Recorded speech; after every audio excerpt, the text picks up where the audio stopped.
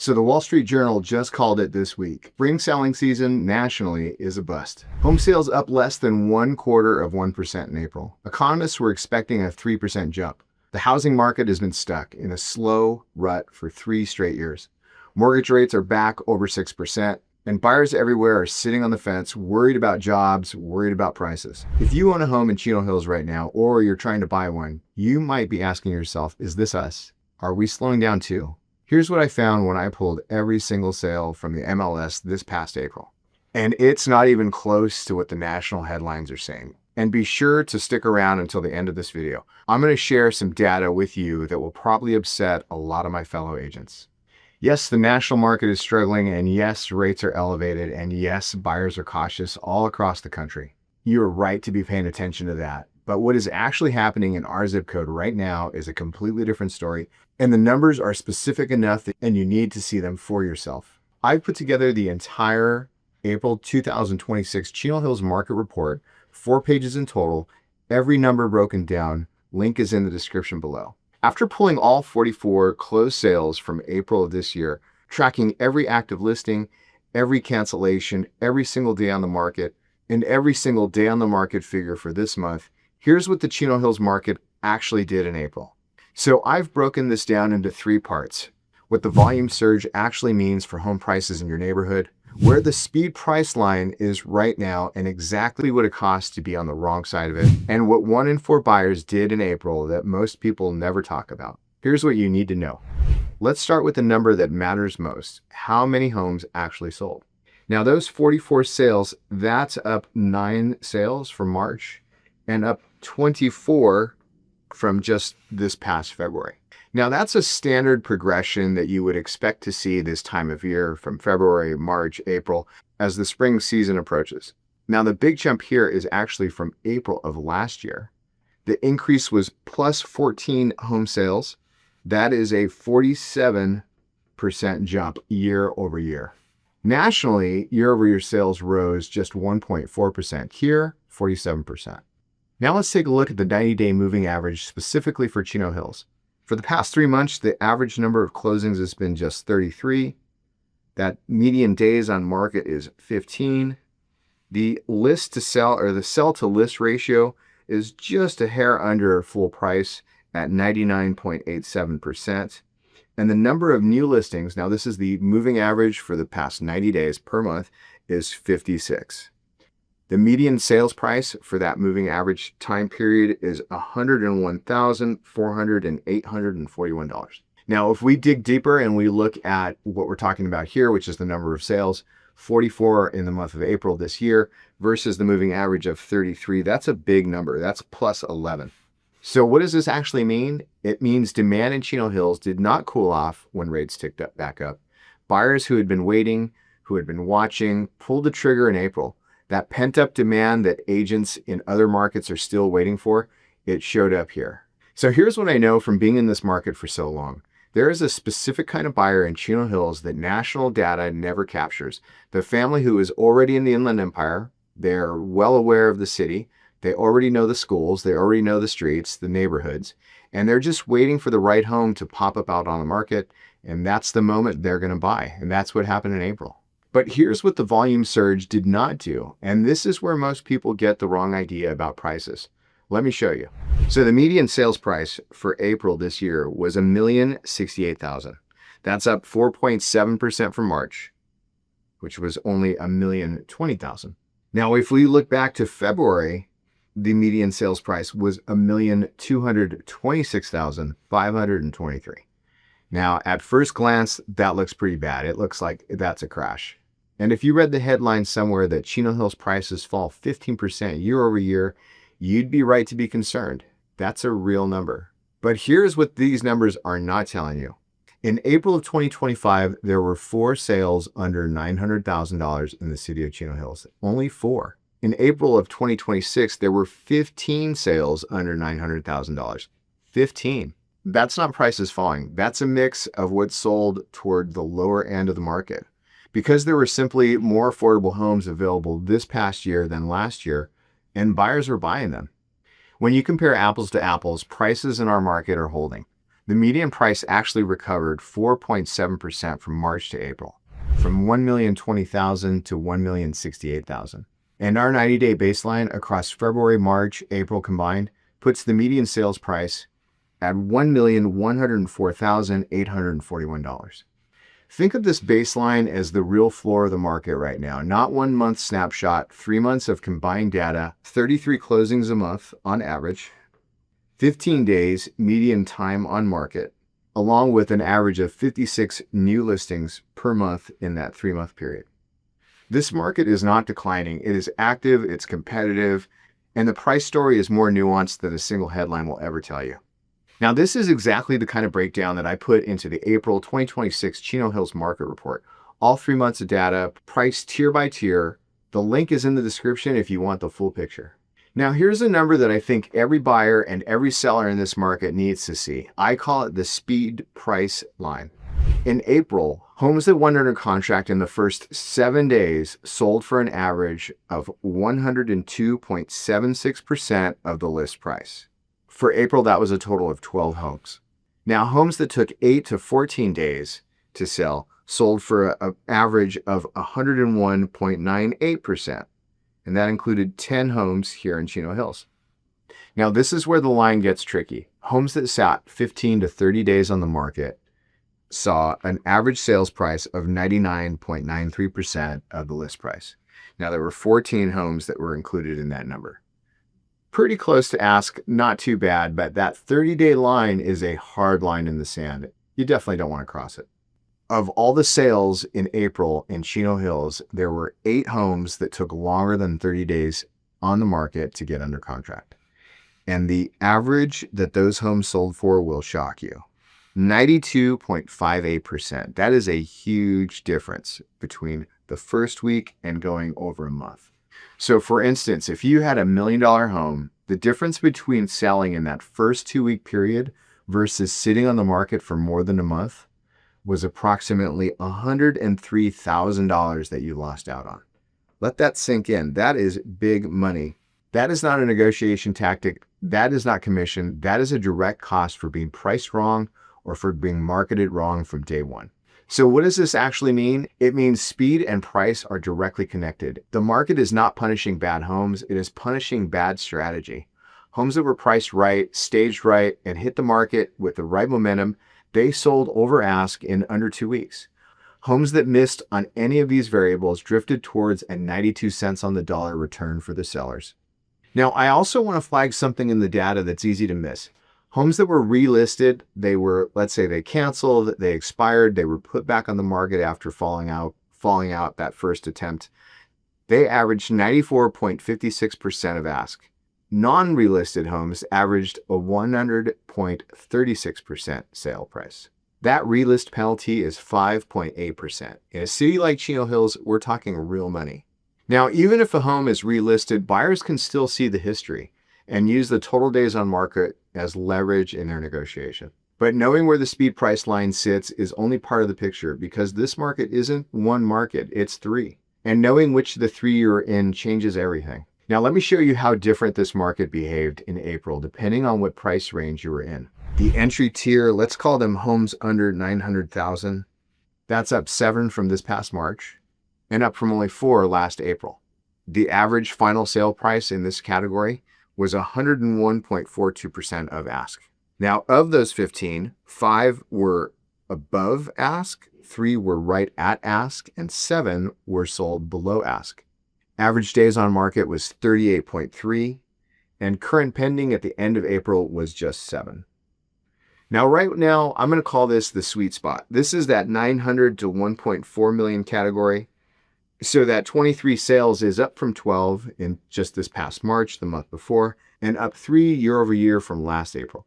Now, more sales, more inventory, more competition for sellers trying to find those buyers. That pushed the average sale price down to 99.7% of ask. And as far as the number that closed above, it was 12 homes sold above the asking price, 2 directly at the asking price, and 9 below. A little bit more velocity in this price category. 29.7 days on market was the average. And right now there are 18 homes in this price tier pending. That's the most of any tier by a pretty wide margin. That high number, that 18, that shows that there's a lot of demand in that category. Now, the upper tier, this is 1.4 million up to 2 million. There were 6 sales in the month of April. That's up slightly from March and even with April of last year. Now, there were fewer active buyers in this price category, and that pushed prices down quite a bit. 96.38 was the average percentage of the asking price that was achieved for April of this year. And that is only one above, let that sink in, 0 at the ask price and 5 below. Average days on market, and this is where you're going to see that correlation between days on market and sales price. 55.3 days on market was the average in this tier, and that definitely has a correlation between the final sales price of these homes and those days on market. Now, current pending, this is actually kind of surprising. We've got 8 at the end of April, so May should be a better month for this price tier, and so those sellers will be happy. So what do these numbers actually mean? If you're a buyer in that 900,000 to 1.4 million range, this is where you will face the most competition.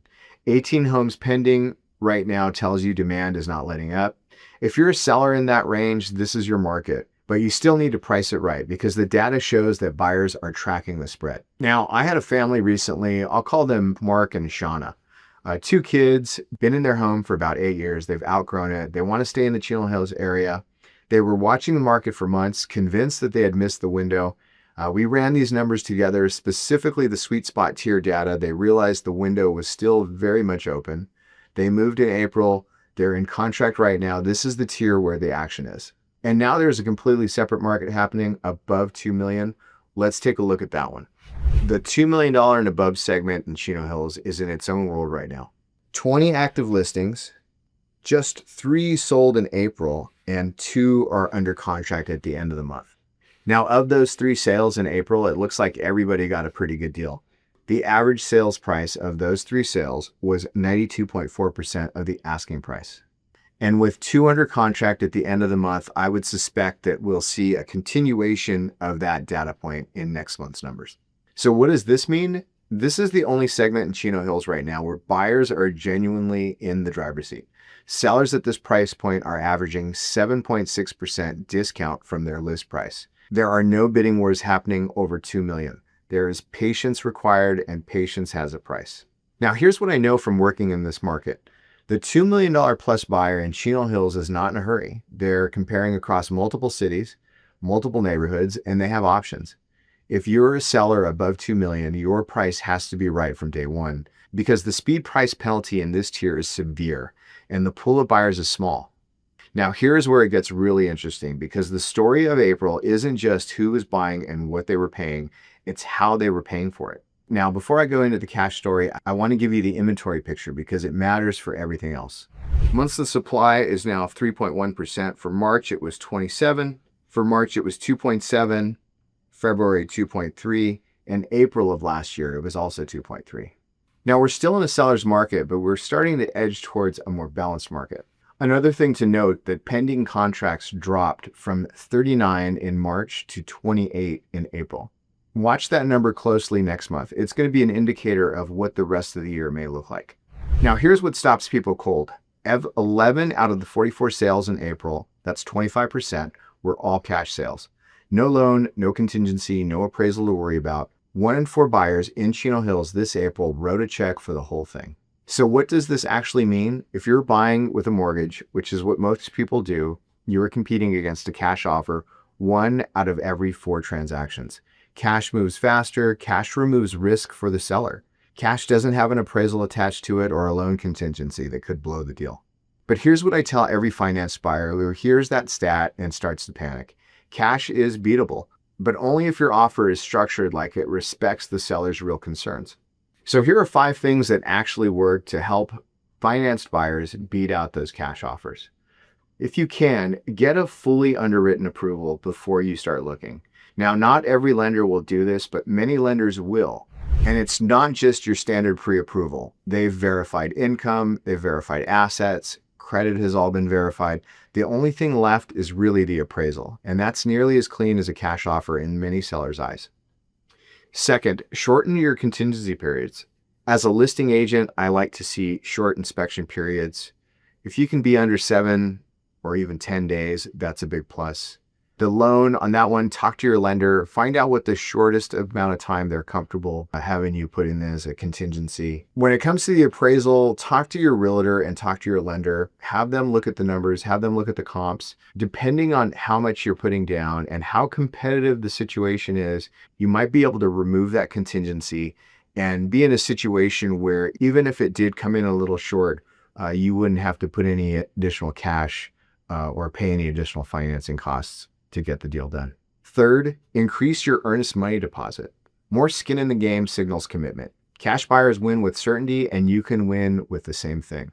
Fourth, write a clean contract. Every extra ask, repairs, credits, even closing costs help, gives the seller a reason to take a cash offer instead.